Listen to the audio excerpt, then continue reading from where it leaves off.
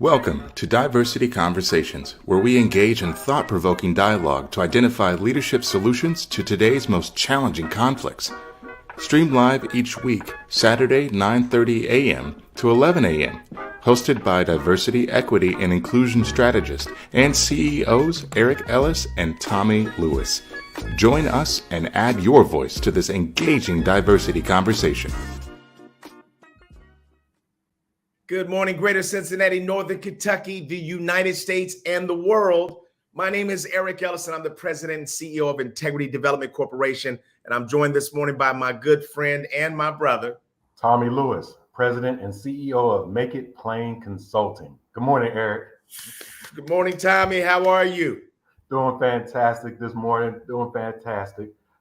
Eric, I'm shouting out my alma mater, Tennessee State University. Okay, excellent. I had to represent, and I'm shouting them out because I love TSU, Big Blue down in Nashville, Tennessee. Right. And my son, Bryce, decided that he doesn't want any parts of TSU, which I'm okay with, but he's really leaning toward Howard University and North Carolina A&T.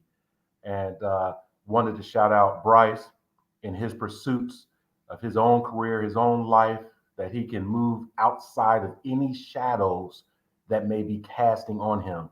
Right. So I always like to lift him up, as the same thing happened with me, Eric, to move out of the shadows of my father, my mother, and my older sisters, and kind of path our own way. So that's what's been happening this morning. I'm excited with him and what we're doing as well. Well, good. And I look forward to us golfing after the show, man. Bryce is going to join us again out of popular demand. He's brilliant. We're going to have him back on the show. I want to give a shout out to Joe Jackson, fellow alum of Wright State University. We both played ball there.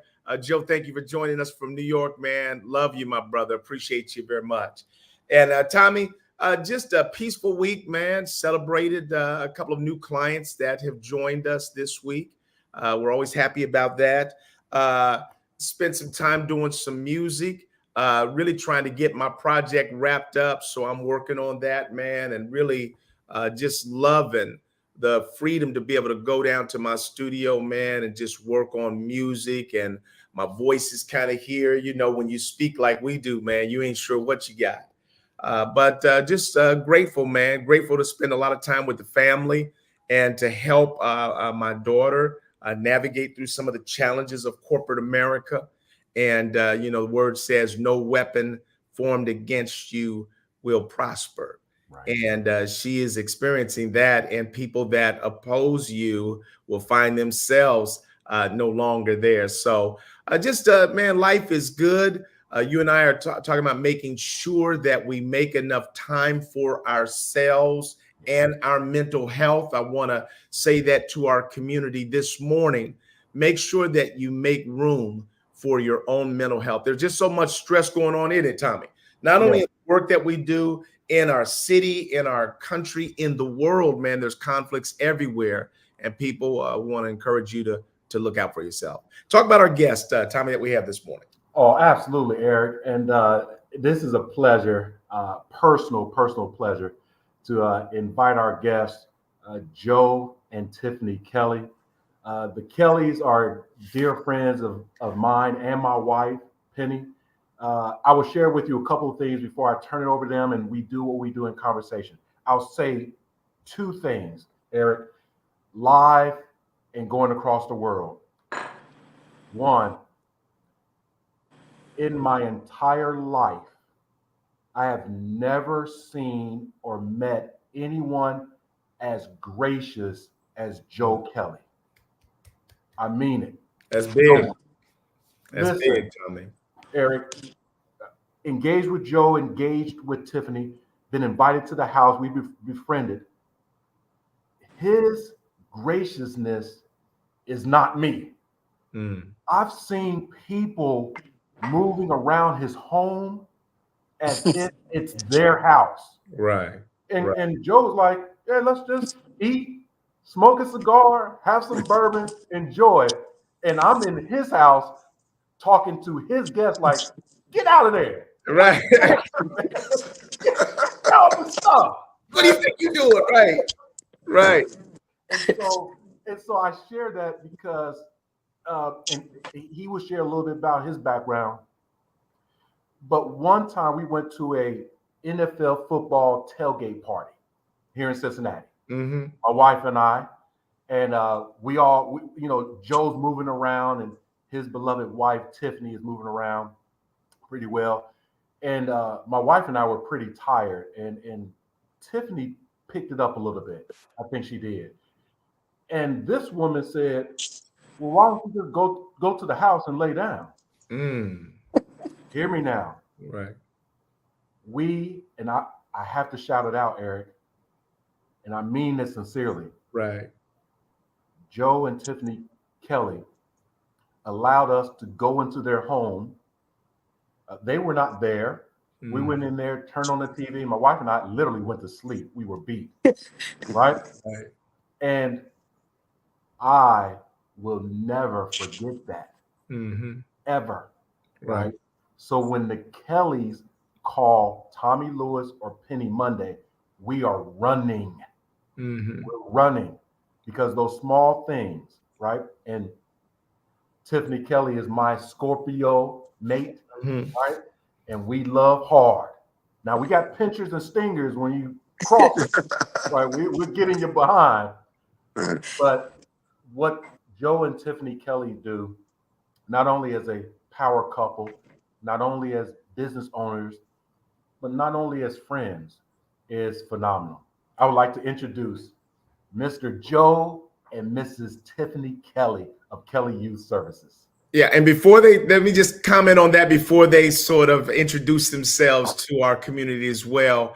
Uh, Joe and Tiffany, I'd say to you all that seemed like it used to be in our DNA as a community, that Yes. people welcome folks in. That when I grew up, if my parents weren't home, I could go to the neighbor's house. We've lost so much of that. And honestly, when you are, when you are in the public life like you all are, it can cause you just to really tighten everything down, lock everything down. And the fact that you are humbly opening up your house and loving on your friends, God will continue to bless you for that. And I just appreciate hearing it. Thank you all. Thank you. Thank you. Thank you so much. Thanks, Tommy, for the kind words. Yeah, absolutely, absolutely. Introduce yourself to our community. Well, I am Tiffany Kelly. I am not only Joe's wife, but I'm also his administrator at Kelly Youth Services. We've been together now, 22 years, a little over 22 years.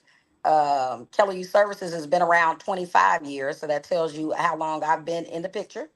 But as his wife and as his administrator, my role is basically I'm his right hand woman, at home and at work. And so what he does within the community, he was doing long before we met.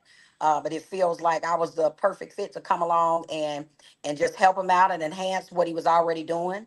Just like Tommy just explained, the small gesture that you mentioned about, us inviting you and Penny into our home is it's just what we do. Not for any accolades or for I didn't even remember it until you brought it up.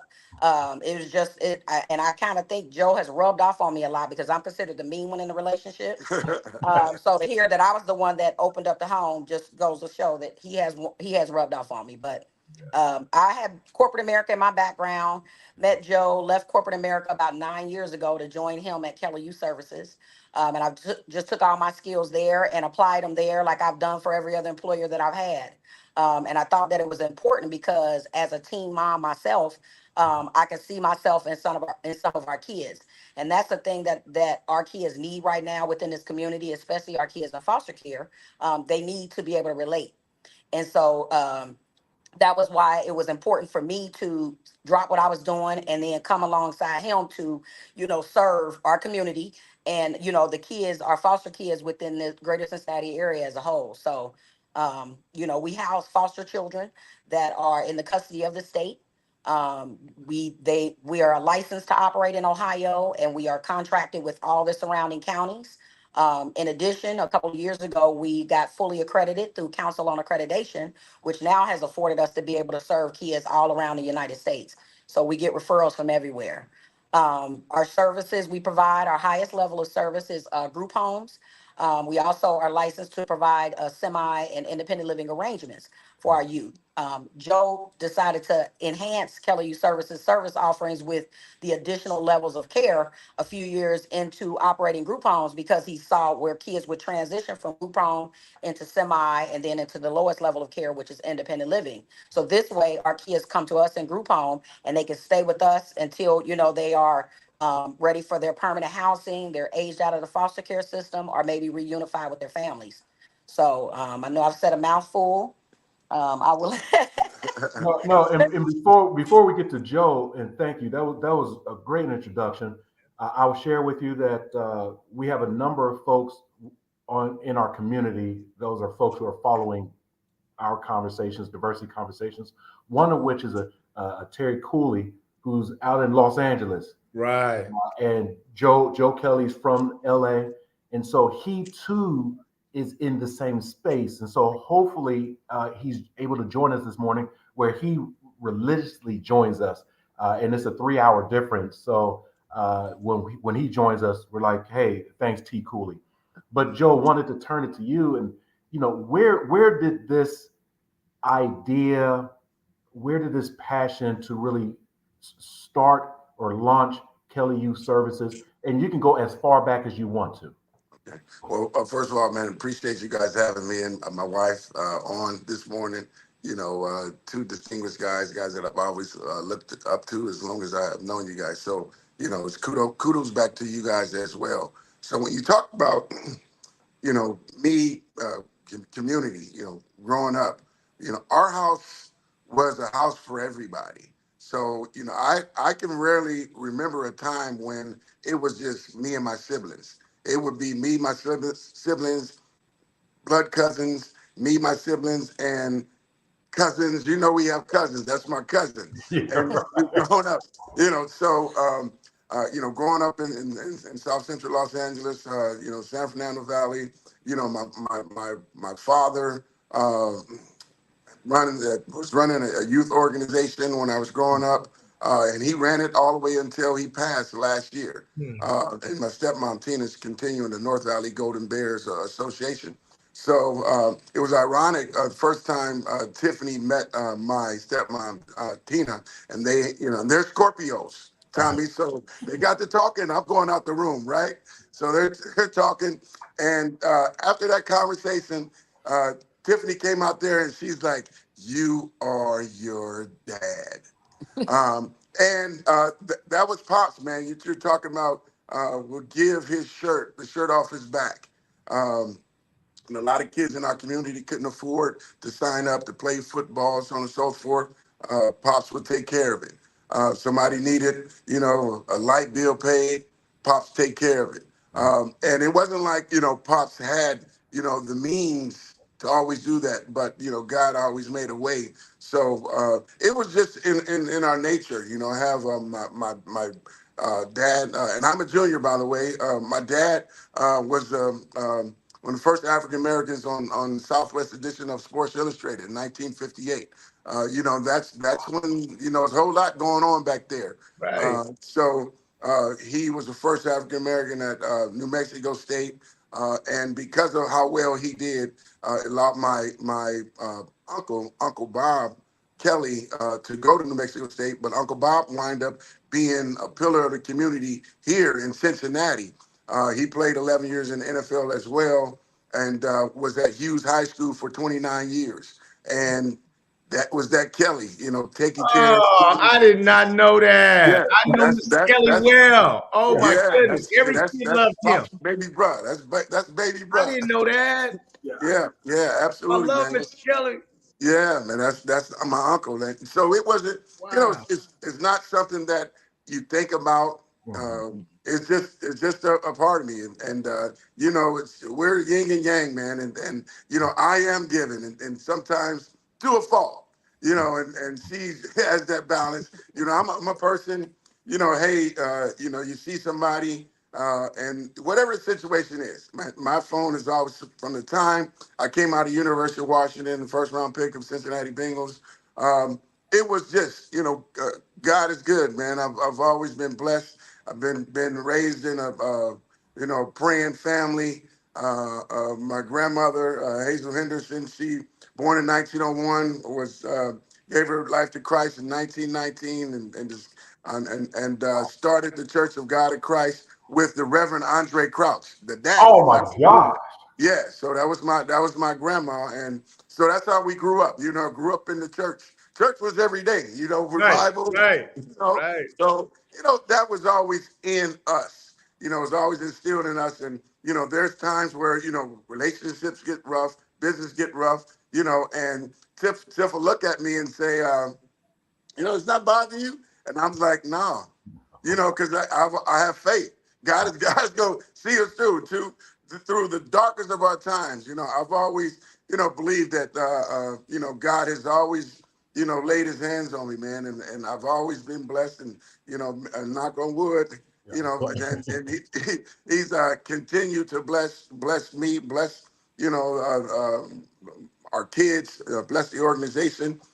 When I retired and after 11 years in the NFL, it was just natural that I went into an industry that helped. And the best uh, thing that happened right when I retired, I went home to Los Angeles, and a friend of mine's mother-in-law was running group homes. And I said, wow, that's it. And I stayed, and she mentored me, Sharon Bonner, she mentored me for about 2-3 weeks. And I came back to Cincinnati. I called my boy Pepper Jenkins, who played with me in New York. He was in LA. I said, hey, Pep, I'm retiring. I'm gonna start group homes here in Cincinnati. And he up and rooted from Los Angeles, and he's been here since May 5th of 1998. So it was a chance to continue to get back after retiring, and God has kept his hands on Kelly Youth Service. I'll call a For quick 25 years. timeout here before I throw it to Eric as well. I want to say this, that I'm learning some new things about my dear friends. Uh-huh. And I appreciate that, because as friends, as family members, brothers, it's not always about where we come from. We're just together. Like, for example, I listen to interviews with the Obamas, right? And they talk about when they talk to the daughters, what do you think about your mom? What do you think about your dad? Uh, they say they're just mom and dad, right? They don't come on. I'm the president. I'm the first lady. When talking to the Kellys, just hanging out with them, it's it's so natural. And the background that I'm learning today is mind blowing, right? And it really helps me, Eric, helps me and reinstitutes humility, right? God's grace is first through that humility, right? And then he'll continue to pour into you. So I just wanted to shout that out, because I'm here sitting like, do I know these people? Who are they? God dang it. Right. So, yeah. Right. I would. I'll ask this question. That for me, I played basketball in college, and then I never did AAU when I was coming up. But then I got introduced to AAU, and I was watching AAU, and I was seeing so many bad coaches that were building their own career on the backs of kids, and so that caused me to then say, "Well, I'm gonna become an AAU coach because I'm gonna love kids. I'm gonna develop them." I'm not going to try to parcel them out, for my own success. But I'm looking out for how to train them to be not only basketball players, but young men. What did you see, Joe, in the space of group homes that concerned you or excited you, or said to you that there's a gap here that I think that I can feel? Well, it started honestly my 8th year. I first year of free agency, 1993. I went home and I played for the Los Angeles Raiders. And Pepper Jenkins, who we played together in New York, he was back at home. His career was over, and he was working in group homes. So that year, I'm saying, okay. He's like, hey, Joe, you want to come talk with the kids, so on and so forth. And I'm like, what are group homes? I never heard of it. I knew about the foster care system, and talking with him and the owner that he was working with gave him like, I don't know, $500 to feed 2 houses every month. And he's cooking rice and beans, and kids are going to school with holes in their shoes, and so when you're going to school in the hood and you don't have designer, Right. you talking You're about a getting lot of dog. our kids. Right. Yeah, a lot of our kids not wanting to go and not wanting to go to school based on what they have on. So just kind of seeing that and talking with him, man, and I was a kid in the 8th grade. I had 2 pair of pants. I had Right. about maybe 3 or 4 shirts. So I had Right. to mix and match. So I knew how subconsciously, you were kind of, everybody's looking at you because like, dude, didn't you have his pants on 2 days ago? So seeing those kids and knowing, I felt that. Right. I went to school with tape on my shoes. Yeah. I'm in South Central Los Angeles. I'm not in South Carolina. I'm not Right. in Mississippi. I got tape on my shoes, man. So just through sports and God's grace, man, put me in a position to say, okay, hey, you know what? That's that. And thought about coaching, had opportunities to coach football, but that was that. And starting that and knowing that here I can make an impact on a kid that was maybe in a situation like mine. And now once I got into it, my situation was nothing compared to some of our population. And, we just been fortunate to help with over 2,400 kids, to date, girls and boys that are in a lot tougher situations than I could ever imagine. And it's just a blessing to have kids call, and she knows my phone is the same number for 25 years. My phone a call, and Mr. Joe, I'm in a situation. Can you give me $300? I'll get it back to you, man. Give me Cash App. Here's my Cash App. Go handle your business. So it's been like that. It's been like it is like that. So you go out and like you said, your faith and blessing. You give. God's gonna continue to bless, and He's continued to bless us. For that. And it's not about I'm not doing it for show. I don't get on and say, well, hey man, I gave 15 kids $300. I put a kid in college. I We put a know kid that. in this program. Yeah. It's about that. And even she's the the soundboard, and she's Right. like, well, yeah, this kid was in jail for 10 years, and he got out, and the first person he called was you, and you gonna give him $700? I said, yep. And he went into a welding program or something. So whether or not he finished, I don't know, but 10 years in prison, he got out, and his first thought was to call me. So, it's my obligation. Not my obligation, but what I'm saying, it's like, okay, this dude, let me help him. Let me help him, give him a shot. I love the balance that both of you have too. Got to be balanced. Got to be balanced. So my question is around. So I'm hearing the history and the passion from Joe's perspective, the why Kelly Youth Services, and then from an administrative perspective, we have the business, right? We're expanding. We have the services. We have compliance and things of that nature.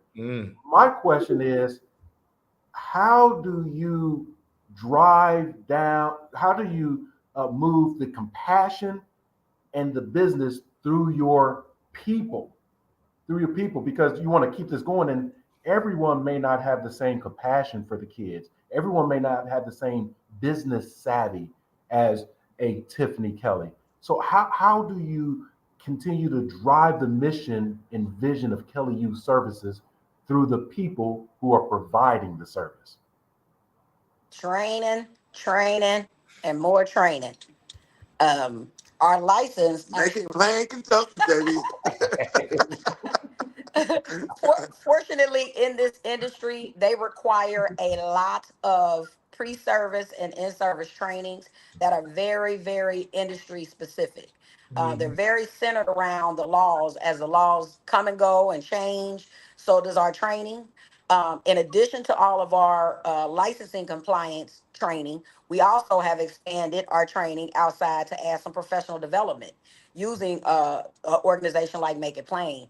And we do that so that our staff can not only get the balance of what they need to know to manage the kids' trauma that they work with, as well as managing their own, but also to try to handle how to, handle those things in a professional way.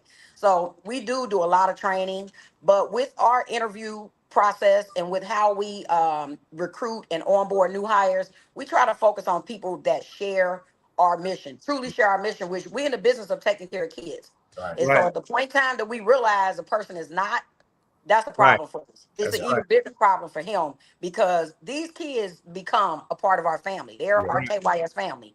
They leave us, they come back, they need help. Some of them feel bad about it, and we tell them it's no different than our own kids. Yeah. Just because they grow up doesn't necessarily mean they won't need help again, and the same applies to you all. And so, they become a part of our family. So we try to surround ourselves and our kids and our organization with people that genuinely and truly share our mission, which is to be in the business of taking care of kids. And we tell them, we're constantly telling our kids too, our staff too, with our trainings is, when we're sitting here, we were watching the news the other day, and there was one of our kids on the news that had committed a crime, a really big crime, Former kids. a former kid. But it's still, we still kind of take that personal Yeah, because when the kids absolutely. come and they spend 4, 5, 6, 7 years with us, when they leave, you do feel responsible for them. Yeah. Right. So, we some of them get it when they're with us and some of them don't. But if you don't take that personal doing what we do, there's some you can't be human. Something got to be wrong with you. Right. I, I always say, it's about when we take our kids, it's about establishing relationships, right? So here, I could randomly ask the staff, hey, well, tell me a little something about little Joe. And the staff could say, you can't tell me anything. So you've been working with this kid, one of my babies, for 6 months, you know nothing. And true story, I had one of the girls' facility, they were telling me about this worker and, Mr. Joe, she's not right. She don't care about us, so on and so forth. So, I said, okay, I'm going to go over there and pop up, before she comes. And, all the girls, I go outside and they come outside and hug me. Hey, some call, hey, Dad, which is, it's all good, man, right? So hugging and we're talking, and she comes to work, and they got the 5 girls in front, and she gets out the car. No, don't look at them, nothing. Walk right past, go Right. inside, Right. and I say, excuse me, but damn, if Yeah. you do that in front of me, Right. man, I don't want you around my babies. And I went in there and I relieved her of her duties, Mhm.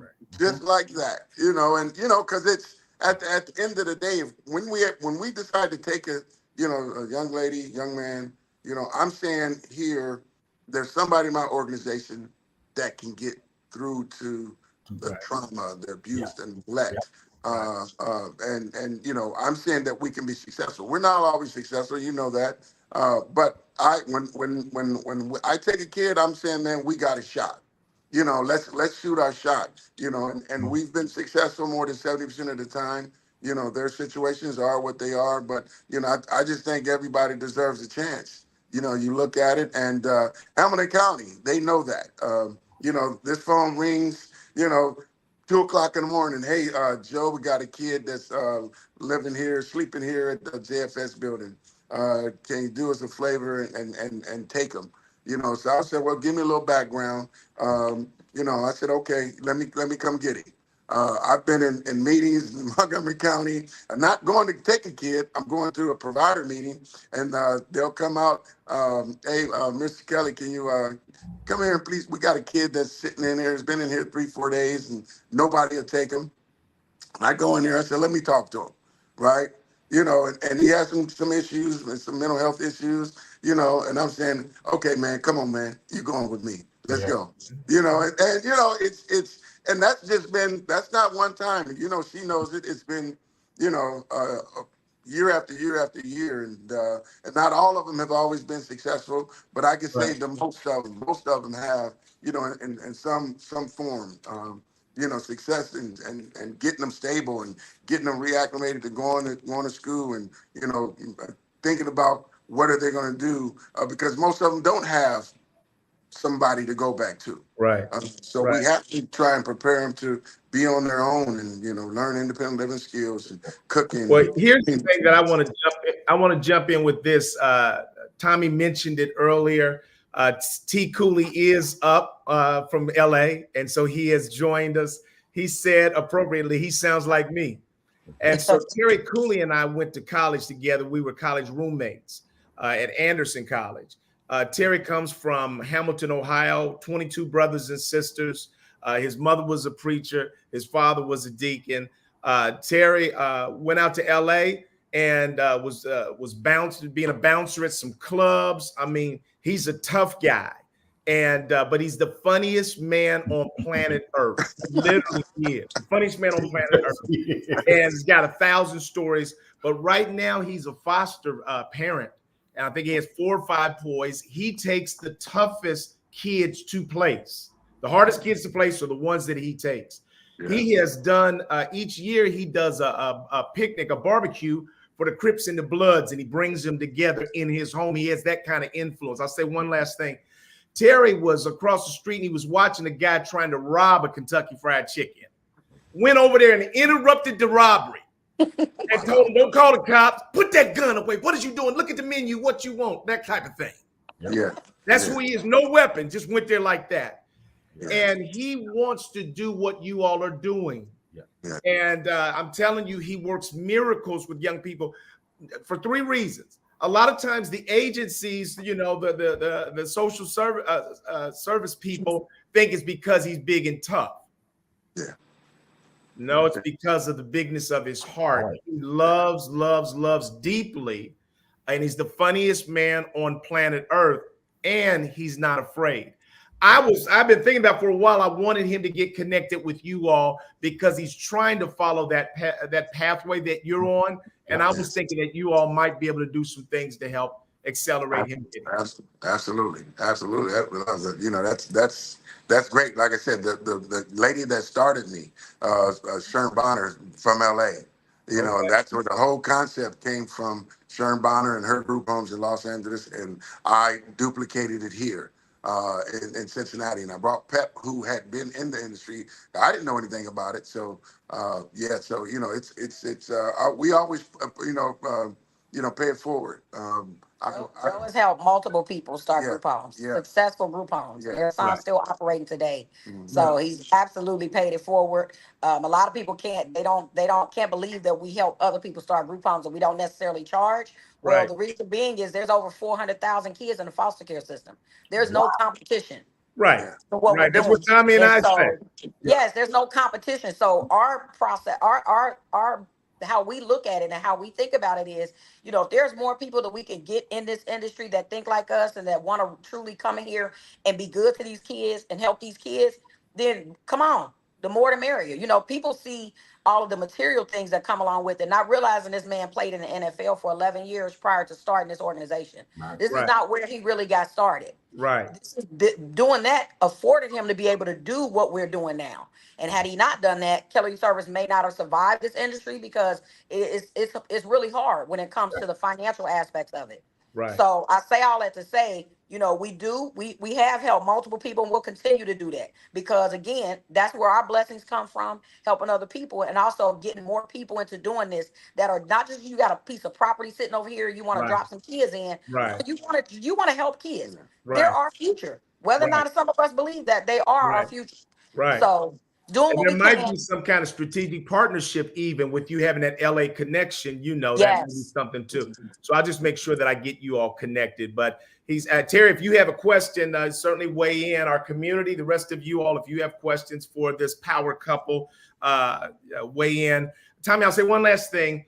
The thing that's really the most powerful and almost brings tears to my eyes right now is how deeply you all love these kids. Mm-hmm. That's the thing I love the most, because as soon as you said, Joe, 2,400 kids, Tiffany, just a smile just immediately showed up on your face. And I'm just so grateful that God has placed you all in this space and that you love these kids beautifully and that you're trying to make sure that I love see, this is what power is for. Yes. Howard is for, if you don't think you're going to love these kids, guess what? I'm walking you out of here right now. That's right. Yes. It is. That's real. Yeah. You know, because they are real, and I tell the staff, look, man, you know, I'm not selling hamburgers, man. Yeah. You know, what I mean, everybody, you come in and everybody's different, you know, and you know, they want you know attachment. You have to understand. We have kids. They got teenagers, man, that never had a birthday cake, that have been in foster care, that have been adopted. How does that happen? How don't this baby never had a birthday cake? You know, just as simple, you know, and as minute as that is. But if you think, I remember my 11th birthday, you know, I thought everybody forgot about my birthday all day. I'm pissed. Anybody said happy birthday, you know, but they was taking me to go get pizza. But, you know, I know how I felt at 11. Like, man, this is some BS, man. I want some new parents. Right. You know, so but you know you think of that, you know, think kids, man, and never had their own bed, you know, and the only time they eat is at school when they go to school. You know, the abuse, you think about, you know, parents, biological parents, you know, sexually trafficking this baby from 8 to 14. This is their birth mama. You know, so you know, when I can say, I can go on and on about the different, you know, situations, but we'll be here until Tuesday. You know, but it's you know, you think about that, man, and it's always about, you know, paying it forward and helping somebody. Before I forget, I wanted one of the closest kids I ever had, Tanisha. Titi, we got her. She went to Tennessee State. I don't know if I ever told you, Tommy. She went to Tennessee She State. first graduated with honors. Graduated. Okay. Yeah, so she went to Tennessee State, and you know it was kind of, you know, tough. Had been she was a kid that was with us. She was with me 7 years, Almost. Wow. almost 7, and they were asking her, does she want to go home? She's like, no, I'm staying with Mr. Joe. You know, and she did, and she emancipated with us. Went to Tennessee State for about a year and came back. You know, she came back, and usually when kids leave, you know, all the organizations, you know, if they went when a kid gone, you know, that apartment is given to another kid. Right. Now, if the baby TT came back, you know, say, Mr. Joe, I say, hey, baby, here are your keys. Still got your apartment. Yeah. And she's a kid that she just graduated from welding school. Yeah. She'll call and, hey, doing her thing, working, got a car. You know, hey, Mr. Joe, you know, I'm a little light on the rent or something happened. Can I get $200 here, babe? And you know that I'll pay you back 2 days. Boom, cash at me 2 days. You know, and I just hit the reject button. Yeah. Yeah. Come on, So Joe. you know, it's But it's that. good You to know, exercise that they're willing to be honorable to their word. That's yes, beautiful. yes, And then you yes. say, Her story, her testimony is truly amazing. Those are the things that you really want to hear from these kids coming out of foster care. You don't necessarily need to hear that they went on to be a rocket scientist right, or they now working at NASA. It's those small steps Yep. are right, huge for some of our kids. You know, imagine going how it was when you went off to college, how not having any family support would have affected you being there. right, Yeah. right. You know, so them doing things like that, those are huge hurdles for our kids. So that's why these are stories that we hold on to forever. And why we hold on to these relationships, because we want to see what they're doing now. We want to see the impact of all the hard work that, you know, was done while they were working with us, and especially those, because we do it with all the kids, but just like Joe said, not all of them get it. And so, and that's heart wrenching to see as well. But we got to, you know, there's more kids coming through. So we got to stay, you know, refreshed. We got to stay ready. Our staff has to stay ready, because as soon as a kid is leaving, we got another kid coming. You know, so it's a very challenging industry to be in. It's the hardest work. I mean, I worked in corporate America for many years before I did this. It's way hard. It's way harder than working in corporate America. Right. The challenges that we face here is, you know, things that you really can't even talk about. You don't want to even talk about amongst just the public, because it's some really bad things happening to our children out here. Yeah. So, you know, having a place for them to go like Kelly Youth Services it's the reason why we put up with each other at work, and then still can come home and make things work. Yeah. You know, we're totally different. Our how we work, you know, our how we are in business is totally like night and day. But again, that balance is what keeps us going. Had a question here. I'll ask this question and then follow up with my own. But How do the kids come to you in Kelly Youth Services? So what the process usually the state comes in and goes into the house because something's going on. Either somebody from the school reported, a neighbor reported, or mental health situation. The counties then come in and take the kids out of the home, and then they try and deem what level of care that this kid. So we're not usually they'll try to put them in foster care or try to get them adopted, and then you have some kids that are in have suffered a lot of trauma, mental abuse, so they need a higher level of care. And that's where we come in. We're group homes, and there's a higher level of care than us, which is residential. So those are the kids that here, unfortunately, have to be in a facility or like a mental health institution, lockdown facility until they can try and get them back on track. Then they'll come down to us. But we contract with all local counties. And it's those cases where kids are taken out of home, but there's a segment of probably 40% of kids who have been in the foster care system since they were born. So you imagine this kid has been in foster care system since the age of 1, 2 years old, and when they come to us, it's not a reunification. There's nobody. It's a foster care, adoption, or emancipation.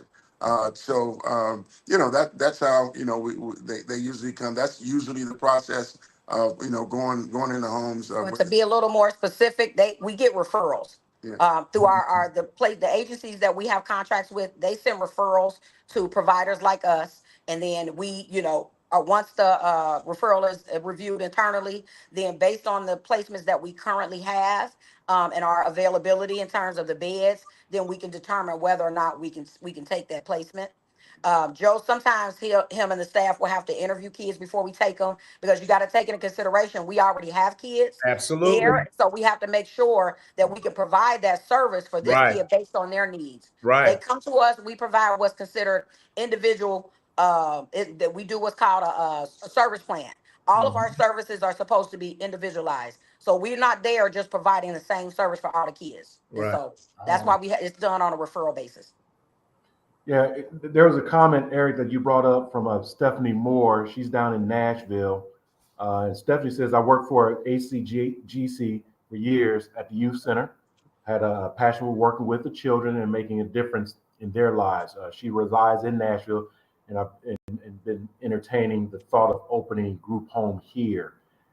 If there were, 2 or 3 nuggets of wisdom or advice that you could offer up to Stephanie with regards to her interests and kind of opening up a group home, could you share some nuggets there? I'll give one. I'll give one. First of all, you better love the babies. Okay. You better love the kids, because if if your passion is not about them, your purpose is not about them, then the ups and downs will get you to the point. Because in this industry, when you're riding down the street and you see the billboard and Tommy, can you be a foster parent? And the kid's smiling. That's not who you get. Right. That's not the population. That's not the population. That's what Jerry says. Right. Yeah. So your love for the kids have to be genuine. Tiff always said people come to us and I'm like, you have never dealt with kids. I got a house. Have you been a coach? Anything with the youth, and you haven't. So we look at that as like, no, we're not going to entertain that. But go ahead. My nugget is always working one first.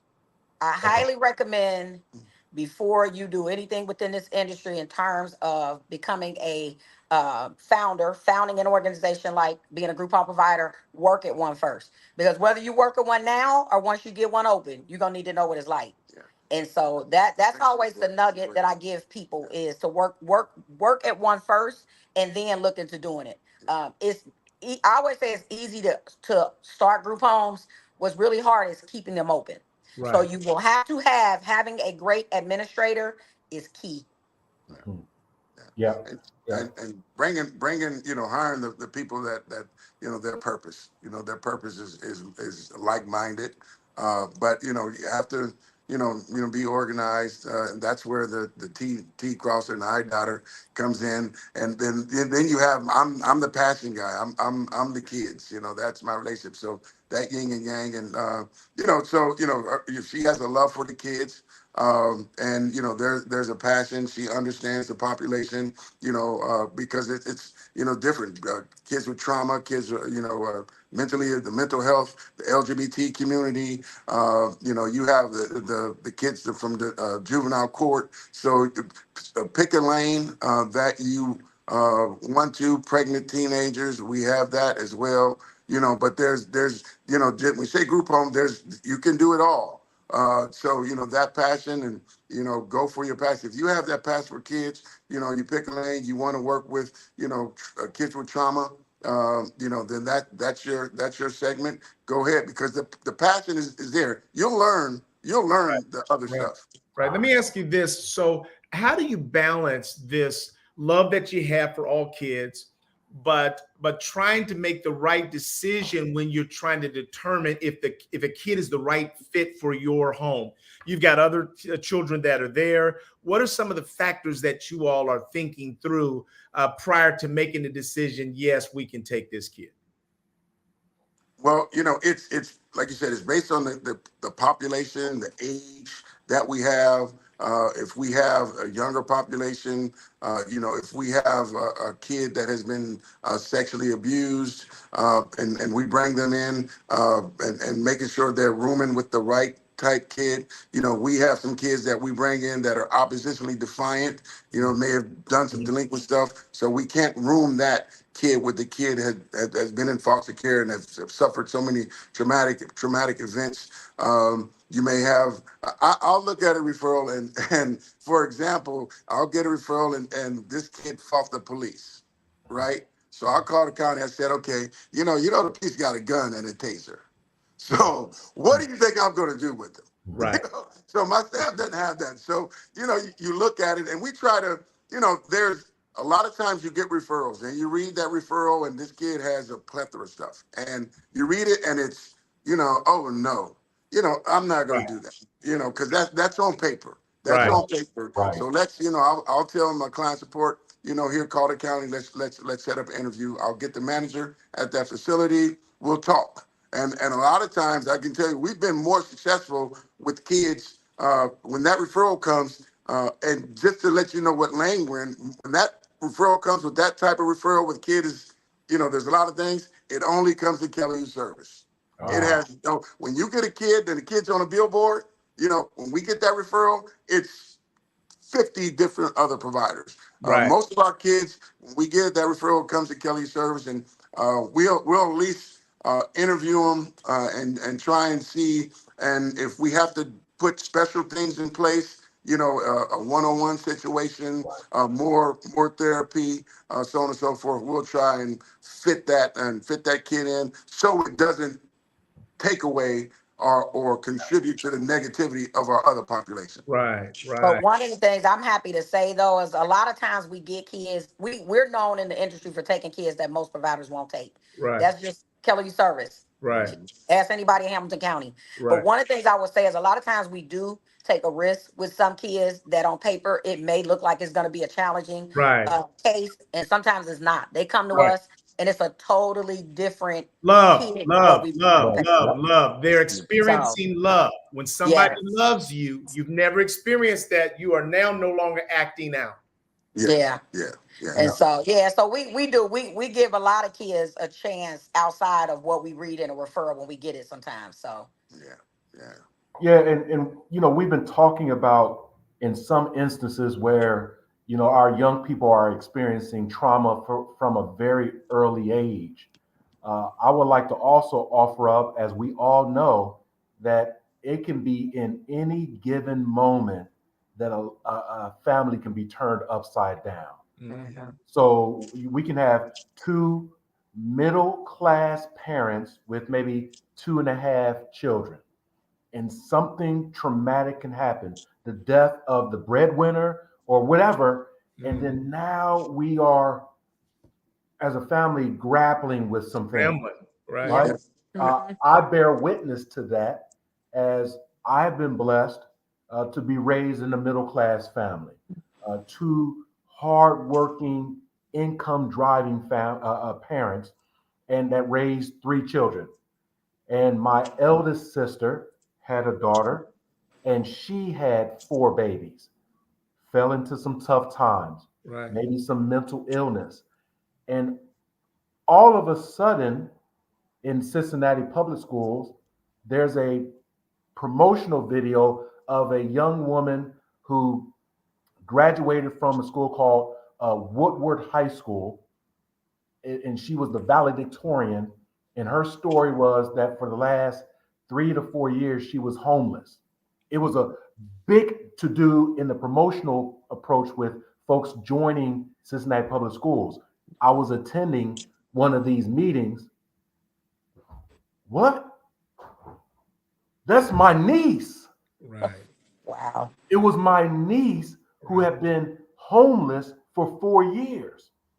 But her pride and ego and the secrecy within the family of not kind of sharing, we didn't know. Right.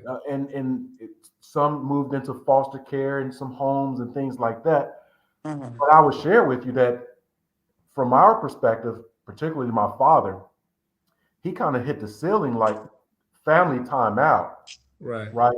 It wasn't about the image outside of the community. It was utilize the resources, Right. right? Right. And so I would like to extend this to our community that we have resources like Kelly Youth Services. We have people like Joe and Tiffany Kelly that can have a down to earth, unjudgmental, non judgmental conversation with you about what the heck is going on. And again, it's Mhm. non judgmental. It's just, Yeah. hey, listen, Let me- since yeah. COVID, things Right. happen, and I've, got maybe some addiction here, some mental illness here, and Yeah. just I gotta give up the children. There's no shame, community, no Yeah. shame of asking for Yeah. help. Yes. And Yes. Mhm. between the four of us on this call, we've asked for help. That's right. Right? Yes. Yeah. Yeah. We've asked for help. And so I want to lead to the next question as we're kind of coming to an end, and we'll have you all back. We'll have you back. Absolutely. This is the way it always is, Eric, right? Absolutely. Absolutely. And so we've been talking about the business, the industry, the work for you two.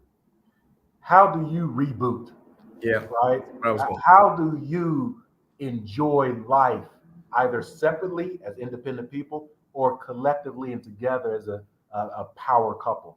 What do you do to have fun? well, well, I'm easy. I'm easy, right? So when I leave the office, it don't come. It doesn't come home with me. Right. So I'm that's always been my nature. That's been my father. My father was, and the Kelly men. It's always been like that because I know here you have to enjoy life. Mhm. You have to enjoy life. I had two brothers. Oldest brother shot. The youngest brother had an accident, died, and the youngest was the older sister back then. She was 15. I was 11. She died of a brain tumor. So when you have that kind of those things happen.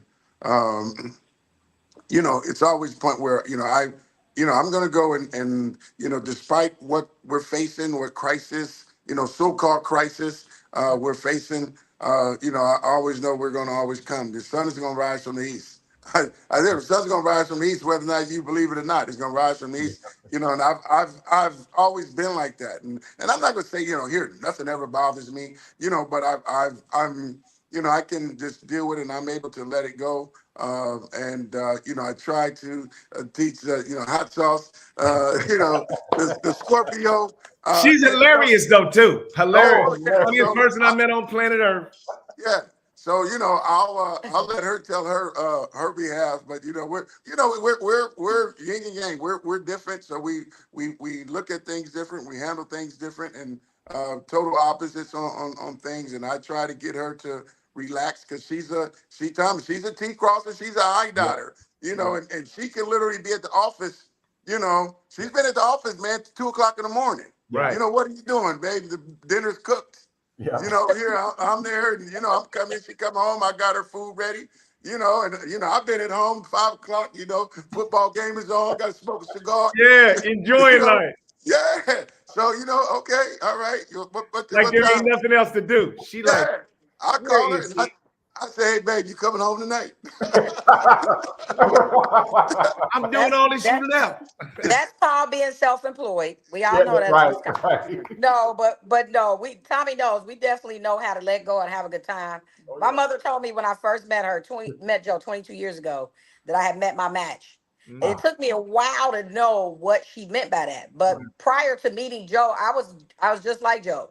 I was the person that had to carry a lot of the weight. I always had to carry a lot of the weight in my family. You know, with even though I was in the middle of all of my cousins, I was always doing a lot more. I was moving a lot faster. It was because I was a mother at such a young age. But I definitely know how to have a good time. I definitely know how to let go. And that's what we do. We travel as much as we can.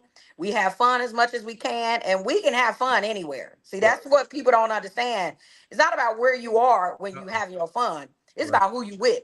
And Right. so that's what we found in each other is that we can have a good time no matter where we are. We don't have to know anybody we can walk up one of these alleys downtown and go in a bar and have a fabulous time. You would think we had known everybody in there our whole life. Yeah. And so that is one of the things that we are similar at. We don't meet a stranger. And so with that, you know, that's what we do. We just try to live life, have a good time whenever we can. But when it comes down to Kelly Youth Services and taking care of our business, that business is gonna be taken care of because that mission is first. Yeah. You know, Yeah, that's yeah. Kelly Youth, the name that's on that logo means so much. And so that's what we're constantly thriving to make that business better. But outside of there, that affords us the opportunity to be able to enjoy life. And so, and be proud of, and, be proud of what we're accomplishing. Because that's what a lot of people do. You go, go, go, and you work so hard. But then what do you have to show for it? Another check? You can't Yeah. take that with you. Right. No good memories. So we're constantly making what I like to call memories that matter. Memories that matter. And so we share those things, through social media and with our friends, and not to throw it in anybody's faces what we have going on, but so that people can learn that this is really what life is all about. Yes. Yeah. So Yeah. If you don't have folks like Tiffany Kelly, Joe Kelly, Eric Ellis in your life, you need it. Tommy Lewis needs these three people. I constantly have the belly aching laughs. Going out golfing with Eric Ellis, we laugh the entire time. I'm talking about disruptive laughing. Eric, I'm trying to figure out why Tommy is leaving out comedian in his title, because right, low-key right. comedian. Joe missed it that night. He was out of town, remember? Yeah. He missed it. Oh, he We can laughed go. from the time we got there until we walked out the door. Right. Tommy he's a low-key comedian, but okay, Tommy, Right. you can let us have it. Here's what I want to say, and Tommy and I talk about this a lot, that we are so blessed. You see, you've been invited to Mexico. Somebody said, hey, come here. Absolutely. And so what I would say is that if this were the Bible, it would be a red letter day. I'm going to put, you remember the old Batman shows when they had the little boxes, conversation boxes that said, pow, wow. Yeah. That's what we have right here today is a wow. Yeah. And I just want to really say that about the two of you. You're so wonderfully kind, humble. You are doing the right thing in your life. I tell my children right now that success is not really defined by your job or your career, your money, your houses, cars, none of that. Success is defined by the quality of each moment lived. And I think it's also defined by finding your purpose. And it is really evident to all of us that have watched this wonderful show today that you all have found your purpose because you're smiling the entire way. And every time you talk about a kid, we can see you role play it back in your mind. And there's nothing but thoughts of love because you are not dealing with a quote unquote easy population. You had, this is like, well, they do those commercials where at the bottom it says, don't try this at home. Yeah. Yes. That's what y'all doing. Y'all doing them type of things. You make it look easy, and everybody thinks, well, they didn't get the right kids. No, they didn't get the hard kids. No, if they were with you, you would see. Yes. It looks differently with us because of what we are pouring into them, transforming them. And I love how you're being always honest and transparent that we don't win every case. Not every kid goes out of here on a yellow brick road. But I just want to say from Tommy and I how much we're proud of what you do. Love both of you. Love the work that you're doing together. Tommy? Thank you.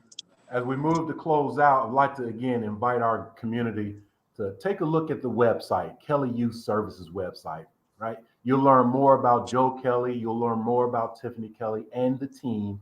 And more importantly, the work and the service that they provide to our next generation of leaders. And leadership does not always mean at the top of the corporation or the organization. It's just those individuals who are living out their life's purpose.